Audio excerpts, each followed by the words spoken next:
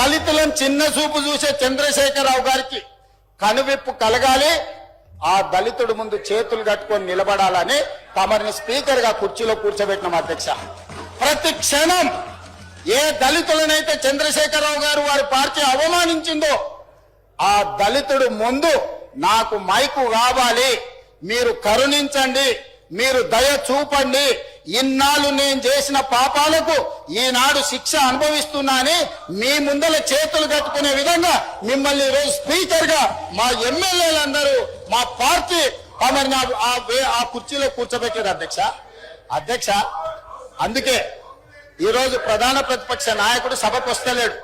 ఎందుకంటే ఒక దళితుడు ముందు నిలబడి నేను మైక్ అడగాలనా, ఒక దళితుడు పైన కూర్చుంటే నేను కింద కూర్చోవాలనా, దొరబిడ్డనై ఉండి దళితుడు ముందు కింద కూర్చోవడం ఏంది అని ఈ రోజు సభకు రావడం లేదు.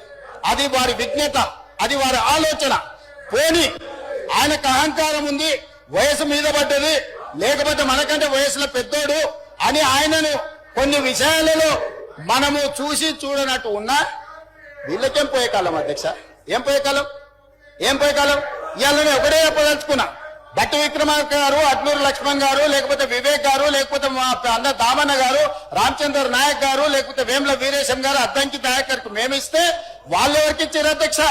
చంద్రశేఖరరావు గారు, హరీష్ రావు గారు, రామారావు గారు, దయాకర్ రావు గారు, వినోద్ రావు గారు, కవితారావు గారు, సంతోష్ రావు గారు, ఇవన్నీ పుణ్యానికి నామినేటెడ్ పోస్టులు అధ్యక్ష.